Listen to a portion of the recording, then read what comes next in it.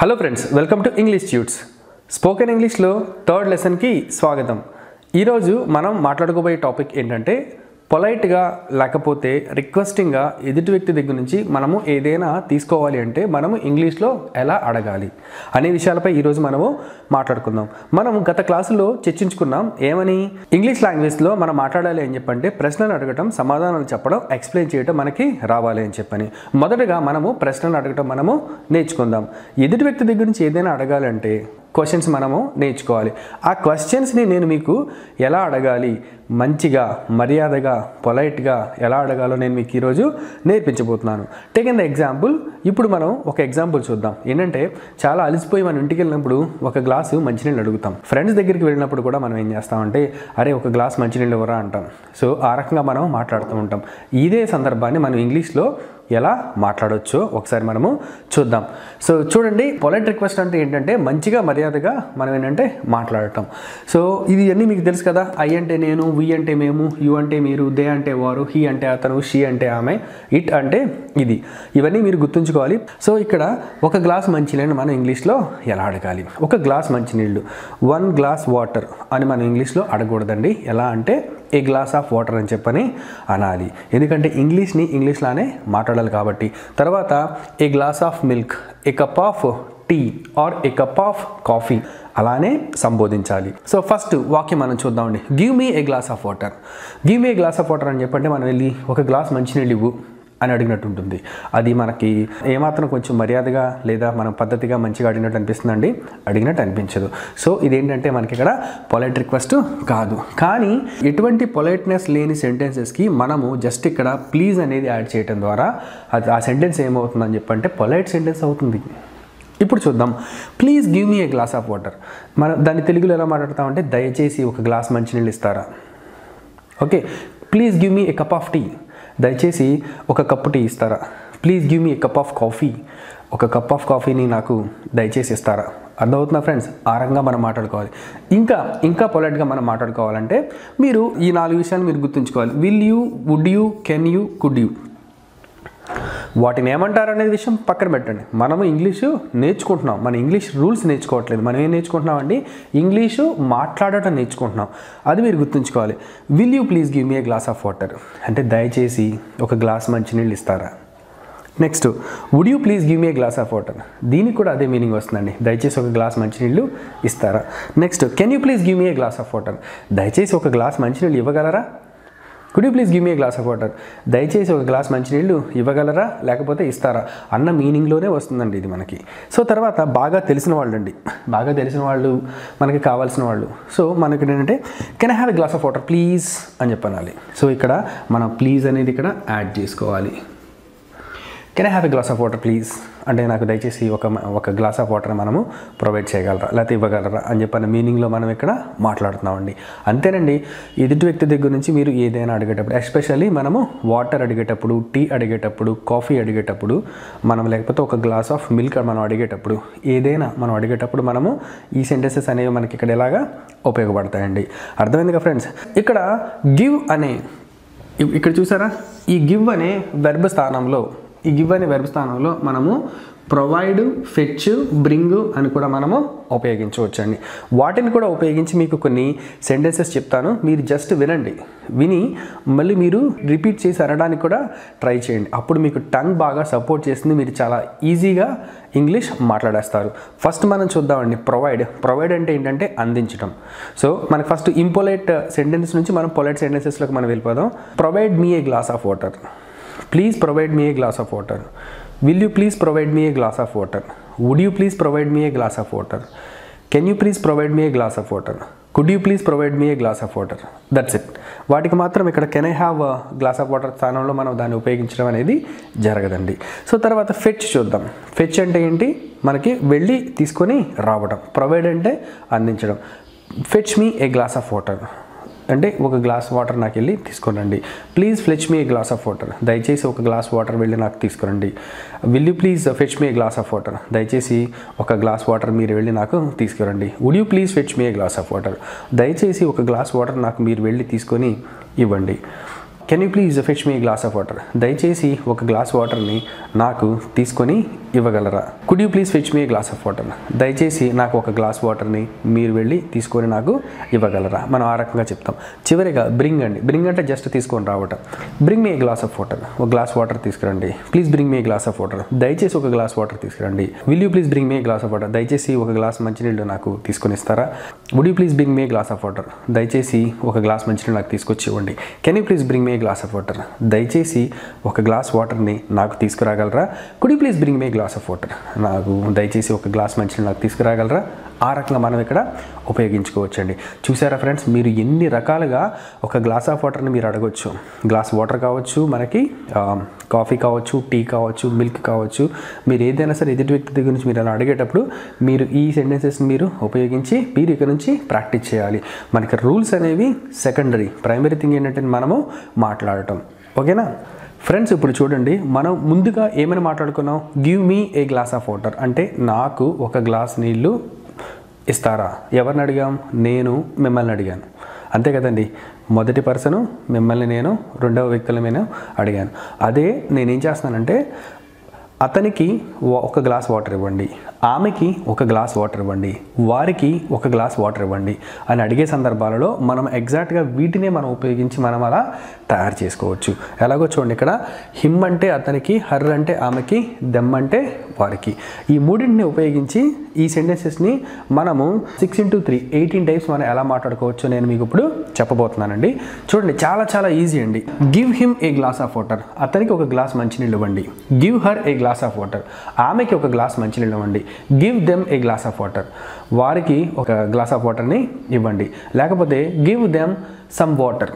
కొంత వాటర్ని వాళ్ళకి ఇవ్వండి, ఎందుకంటే గ్లాస్ నీరు అనేది వాళ్ళకి సరిపోదు కాబట్టి. Next, please give him a glass of water. అతనికి ఒక గ్లాస్ ఆఫ్ వాటర్ ఇవ్వండి. Please give her a glass of water. ఆమెకి ఒక గ్లాస్ ఆఫ్ వాటర్ ఇవ్వండి. Please give them a glass of water. వారికి ఒక గ్లాస్ ఆఫ్ వాటర్ ఇవ్వండి. Next, will you please give him a glass of water. దయచేసి నువ్వు అతనికి ఒక గ్లాస్ మంచినీళ్ళు ఇస్తావా? Will you please give her a glass of water. మీరు దయచేసి ఆమెకి ఒక గ్లాస్ మంచినీళ్ళు ఇస్తారా? Next, will you please give them a glass of water. దయచేసి వారికి ఒక గ్లాస్ వాటర్ని మీరు ఇస్తారా అని అడుగుతున్నామండి. Next, would you please give him a glass of water. అతనికి ఒక గ్లాస్ మంచినీళ్ళు మీరు ఇస్తారా? Would you please give her a glass of water. ఆమెకి మీరు దయచేసి ఒక గ్లాస్ మంచినీళ్ళు మీరు ఇస్తారా? Would you please give them a glass of water. దయచేసి మీరు వారికి ఒక గ్లాస్ ఆఫ్ వాటర్ మీరు ఇస్తారా? ఆ రకంగా మనం చెప్పుకోవచ్చు. Next, can you please give him a glass of water. దయచేసి అతనికి మీరు ఒక గ్లాస్ ఆఫ్ వాటర్ మీరు ఇస్తారా? Can you please give her a glass of water. దయచేసి మీరు ఆమెకి ఒక గ్లాస్ ఆఫ్ వాటర్ని ఇస్తారా? Can you please give them a glass of water. దయచేసి వారికి ఒక గ్లాస్ ఆఫ్ వాటర్ని మీరు ఇస్తారా? Next, could you please give him a glass of water. దయచేసి అతనికి ఒక గ్లాస్ ఆఫ్ వాటర్ మీరు ఇస్తారా, లేకపోతే ఇవ్వగలరా? Could you please give her a glass of water. దయచేసి మీరు ఆమెకి ఒక గ్లాస్ ఆఫ్ వాటర్ మీరు ఇస్తారా? Could you please give them a glass of water. దయచేసి మీరు వారికి ఒక గ్లాస్ ఆఫ్ వాటర్ మీరు ఇస్తారా అని మనం ఆ రకంగా అడగొచ్చు. ఫ్రెండ్స్, మీకు అర్థమైంది కదా? ఈ లెసన్ మీకు కొంచెం అర్థం కానట్టు ఉన్నా సరే మీరు ఒకసారి రిపీట్ చేసి వినండి. వింటే మీకు మరింత బాగా అర్థమవుతుంది. ఇంగ్లీష్ అంటే అంతేనండి, ఒక సెంటెన్స్ని బేస్ చేసుకొని కొన్ని వందల ఎక్స్ప్రెషన్స్ మనము క్రియేట్ చేయొచ్చు. కానీ ఒక చిన్న విషయం అండి, మీకు స్పోకెన్ ఇంగ్లీష్లో మీరు బాగా మాట్లాడాలి అనుకుంటే ఒక్క పని మాత్రం మీరు చేయాలి, ఏంటంటే ప్రాక్టీస్. ఇవి కేవలం ఒక గ్లాస్ ఆఫ్ వాటర్ని అడగడానికే కాకుండా మనము దీన్ని బేస్ చేసుకొని మనం అడ్రస్ అడగొచ్చు, పెన్స్ అడగొచ్చు, ఎదుటి వ్యక్తి దగ్గర నుంచి మనీ అడగొచ్చు. మనకు రకరకాల ఎదుటి వ్యక్తి దగ్గర నుంచి ఏదైతే అవసరం ఉందో ఆ అవసరాలన్నింటినీ కూడా మనము మంచిగా మర్యాదగా మనం ఈ సెంటెన్సెస్ని ఉపయోగించుకొని మనము అడగొచ్చు. అవి ఎలాగో నేను ఇప్పుడు మళ్ళీ మీకు చెప్తాను. ఓకే ఫ్రెండ్స్, మనం తెలుసుకున్నాము ఒక గ్లాస్ మంచినీళ్ళు అడగడానికి మనం ఎన్ని రకాలుగా మనము అడగొచ్చు. మనం తర్వాత మన నిజ జీవితంలో మనం కూడా చాలా సందర్భాలలో ఎదుటి వ్యక్తుల్ని మనము అడుగుతూ ఉంటాం. ఏమని? పోస్ట్ ఆఫీస్కి ఎలా వెళ్ళాలి, బస్ స్టాప్కి ఎలా వెళ్ళాలి, రైల్వే స్టేషన్కి ఎలా వెళ్ళాలి, మార్కెట్కి ఎలా వెళ్ళాలి, సో అండ్ సో షోరూమ్కి ఎలా వెళ్ళాలి, లేకపోతే ఒక పర్టికులర్ అపార్ట్మెంట్కి మనము ఎలా వెళ్ళాలి, ఒక బజార్కి ఒక గల్లీకి మనము ఎలా వెళ్ళాలి అని చెప్పి మనం అడుగుతూనే ఉంటాం. అలా అడిగేటప్పుడు మనం ఇంగ్లీష్లో ఎలా అడగాలంటే సింపుల్ అండి. మనం ఇంగ్లీష్లో మనము వాటర్ని మనం ఎలా అయితే అడుగుతున్నామో అదే రకంగా అడ్రస్ని కూడా మనము అలానే అడుగుతాం. అంతకుమించి ఏమీ లేదు, చాలా చాలా ఈజీ వే అండి. నేను మీకు చెప్తాను, అది వినండి. సో ఇక్కడ ఏంటంటే tell me the way to go to post office. ఇది ఇంపోలైట్ వే, దీన్ని మాత్రం మీరు పొరపాటును కూడా మనం ఉపయోగించకూడదు. మీరు ఎప్పుడైతే పొలైట్గా ఎదుటి వ్యక్తులతో మాట్లాడుతున్నారు అంటే మీరు ఖచ్చితంగా మీరు ఉపయోగించాల్సిన వాక్యాలు please, will you please, would you please, can you please, could you please. ఇవి మీరు ఖచ్చితంగా ఉపయోగించాలి. ఈ please, will you please, would you please, can you please, could you please అనేవి ఏం చేస్తాయంటే పొలైట్ లేకపోతే రిక్వెస్టింగ్కి మనకి హెల్ప్ చేస్తాయని చెప్పనమాట. ఇప్పుడు చూడండి, నేను ఒక పోస్ట్ ఆఫీస్కి అడ్రస్ అడుగుతున్నానండి. ఎలా అంటే tell me the way to go to post office, అంటే పోస్ట్ ఆఫీస్ వెళ్ళడానికి నాకు దారి చెప్తారా అని నేను అడిగానండి. ఇక్కడ చూడండి, వే, టెల్ మీ ద వే, దారి ఎక్కడికి, టు ఎక్కడికి వెళ్ళడానికి, పోస్ట్ ఆఫీస్కి వెళ్ళడానికి. అంతా కరెక్టేనండి, మీరేం కంగారు పడక్కర్లేదు. మీకు వింటున్నప్పుడు కానీ మీరు ప్రాక్టీస్ చేసేటప్పుడు కానీ మీకు ఏదైనా డౌట్స్ వచ్చినప్పుడు వాటిని తెలుగులో కానీ ఇంగ్లీష్లో కానీ మీరు నాకు కామెంట్ బాక్స్లో మీరు మెన్షన్ చేయండి. నెక్స్ట్ క్లాస్లో నేను ఆ డౌట్స్ మొత్తం మీకు క్లారిఫై చేసేస్తాను. తర్వాత చూడండి, పొలైట్ రిక్వెస్ట్ అండి. Please tell me the way to go to the post office, దయచేసి నాకు పోస్ట్ ఆఫీస్కి వెళ్ళడానికి దారి చెప్తారా. Will you please tell me the way to go to the post office, మీరు దయచేసి నాకు పోస్ట్ ఆఫీస్కి వెళ్ళడానికి దారి చెప్తారా. Would you please tell me the way to go to the post office, నాకు దయచేసి మీరు పోస్ట్ ఆఫీస్కి వెళ్ళడానికి నాకు దారి చెప్తారా. Can you please tell me the way to go to the post office, దయచేసి నాకు పోస్ట్ ఆఫీస్కి వెళ్ళడానికి దారి చెబుతారా. Could you please tell me the way to go to post office, post ఆఫీస్కి వెళ్ళడానికి నాకు దయచేసి దారి చెబుతారా లేకపోతే చెప్పగలరా అన్న మీనింగ్లో మనకి ఇక్కడ వస్తుందండి. సో ఇదే రకంగా మనము బస్ స్టాప్కి కావచ్చు, రైల్వే స్టేషన్కి కావచ్చు, టెంపుల్కి కావచ్చు, హాస్పిటల్కి కావచ్చు, మార్కెట్కి కావచ్చు, ఏదైనా షోరూమ్కి కావచ్చు, అపార్ట్మెంట్స్కి కావచ్చు, ఒక పర్టికులర్ ఏరియాకి, ప్లేస్కి కావచ్చు, అన్నిటికీ మీరు ఈ రకంగా మీరు అడిగేయచ్చు. సో వీటిని ఇలా కాకుండా ఇంకొన్ని రకాలుగా అడగొచ్చండి. అవి మీకు ఇప్పుడే చెప్పేస్తాను. చూడండి, ఇక్కడ షో మీ ద డైరెక్షన్స్,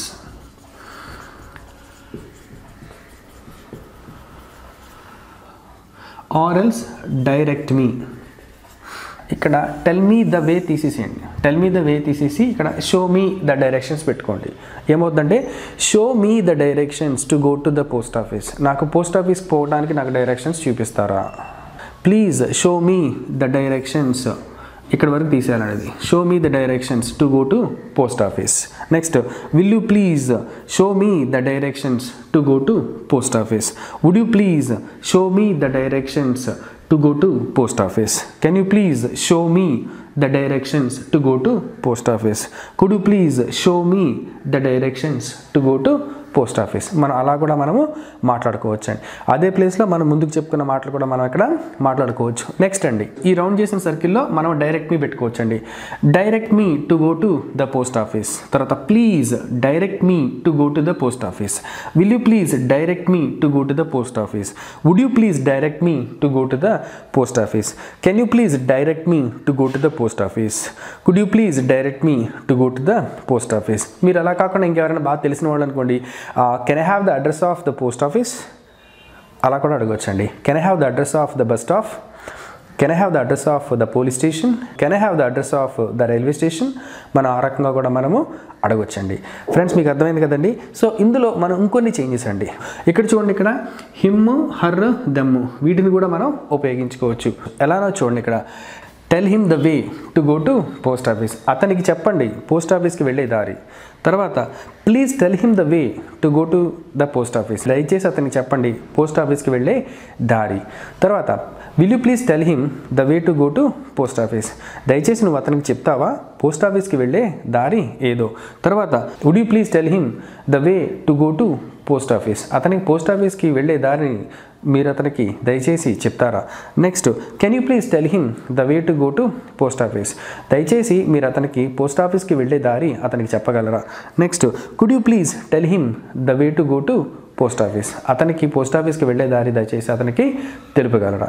అదే ప్లేస్లో మీరు హర్ పెట్టి మీరు ప్రాక్టీస్ చేయాల్సి వస్తుంది. తర్వాత దెమ్ పెట్టి నేను చెప్తానండి మీకు. ఇప్పుడు ఏంటంటే show them the directions to go to post office, వాళ్ళకి పోస్ట్ ఆఫీస్కి వెళ్ళే దారిని చూపించండి. అర్థమవుతుందండి. Will you please show them the directions to go to post office, వాళ్ళకి చూపించండి దారి పోస్ట్ ఆఫీస్కి వెళ్ళడానికి దయచేసి. Next, will you please show them the directions to go to post office. మీరు దయచేసి వాళ్ళకి దారి చూపిస్తారా పోస్ట్ ఆఫీస్కి వెళ్ళడానికి. Next, can you please show them the directions to go to post office. దయచేసి వాళ్ళకి దారి చూపించండి పోస్ట్ ఆఫీస్కి వెళ్ళడానికి. Can you please show them the directions to go to post office. దయచేసి మీరు వాళ్ళకి పోస్ట్ ఆఫీస్కి వెళ్ళడానికి దారిని చూపగలరా. Could you please show them the directions to go to post office. దయచేసి మీరు వాళ్ళకి పోస్ట్ ఆఫీస్కి వెళ్ళడానికి దారి చూపగలరా. సో ఇంతేనండి. సో ఈ రకంగా మనము మాట్లాడుకోవచ్చు. ఆ హిమ్ని పెట్టి, హర్ని పెట్టి, దమ్ని పెట్టి కూడా మనము ఒకే సెంటెన్స్ని పొలైట్ వేలో మర్యాదగా తర్వాత రిక్వెస్టింగ్గా మాట్లాడడానికి మనం రకరకాలుగా మనం చేంజెస్ చేస్తూ మనం మాట్లాడాలి. వీటిని మీరు మరింత బాగా మీరు ప్రాక్టీస్ చేయండి. ఇంకొన్ని సిచ్యువేషన్స్ మీకు తగ్గట్టు, మీ ఆలోచనకు తగ్గట్టు మీరేం చేయాలంటే మీరు ప్రాక్టీస్లో పెట్టాలి. డౌట్స్ ఏమన్నా ఉంటే నేనున్నాను. ఓకే ఫ్రెండ్స్, ఈ వీడియో కనుక మీకు నచ్చినట్లయితే దయచేసి లైక్ చేయండి, కామెంట్ చేయండి, తప్పకుండా షేర్ చేయండి. Thank you for watching this video. This is doctor V Rajesh signing off.